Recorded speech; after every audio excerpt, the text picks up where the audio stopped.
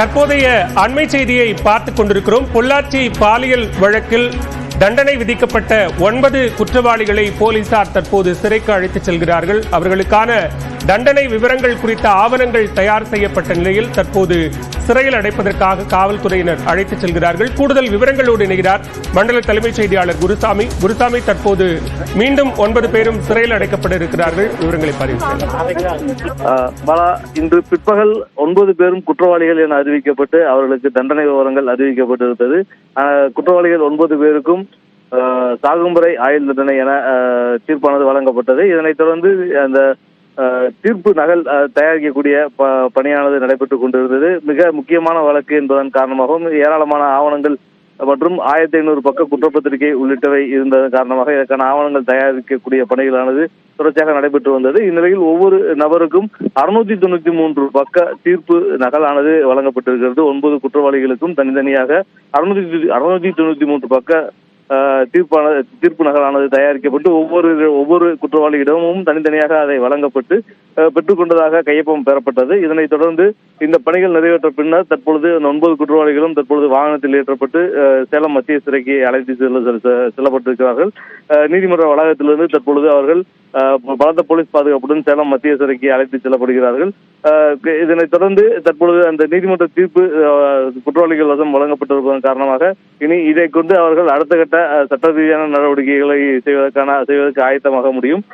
காலை முதல் ஒரு நீதிமன்ற வளாகம் ஒரு பரபரப்புடன் காணப்பட்ட நிலையில் தற்பொழுது அந்த 9 குற்றவாளிகளும் தற்போது அவர்கள் குற்றவாளிகள் அறிவிக்கப்பட்டு அவர்களுக்கு நீதிமன்ற உத்தரவானது வழங்கப்பட்டு சேலம் மத்திய சிறையில் அடைப்பதற்காக அழைத்து செல்லப்பட்டிருக்கின்றனர். பலா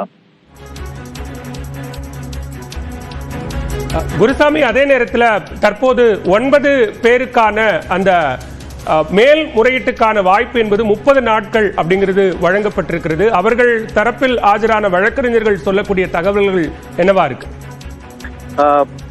முதல் குற்றவாளியான சபரிராஜன் அவரது வழக்கறிஞர் பாண்டியராஜன் தெரிவித்திருந்த தகவலினுடைய அடிப்படையில் அவர் தங்களுக்கு நீதிமன்றத்தினுடைய உத்தரவு நகல் கிடைத்தவுடன் அதனுடைய அடிப்படையில் மேல்முறையீடு செய்ய இருப்பதாக சென்னை உயர்நீதிமன்றத்தில் மேல்முறையீடு செய்ய இருப்பதாக தெரிவித்திருக்கின்றார்கள். இதே போல மற்ற குற்றவாளிகளது வழக்கறிஞர்களும் மேல்முறையீடு செய்வதற்கு ஆயத்தமாகி வருகிறார்கள். குறிப்பாக இந்த வழக்கில் நிறைய விஷயங்களை சிபிஐ தரப்பில் நிரூபிக்காமல் விட்டிருப்பதாகவும் அந்த சில முக்கிய விஷயங்களை மட்டும் அதை அடிக்கோடிட்டு அந்த முக்கியமான விஷயங்களுடைய அடிப்படையில் சென்னை உயர்நீதிமன்றத்தில் மேல்முறையீடு செய்ய இருப்பதாக வழக்கறிஞர்கள் தரப்பில் தெரிவிக்கப்பட்டிருக்கிறது.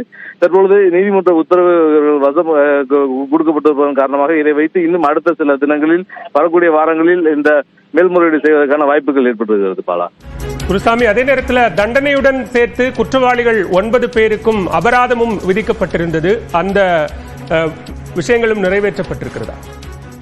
மொத்தம் 9 குற்றவாளிகளுக்கும் தனித்தனியாக அபராத தொகையானது விதிக்கப்பட்டிருந்தது. இதில் 8 மற்றும் 9வது குற்றவாளிகளுக்கு அபராதம் விதிக்கப்பட்டிருந்த நிலையில் அவர்கள் 2 மட்டும் அபராத தொகையினை நீதிமன்றத்தில் செலுத்தியிருக்கிறார்கள்.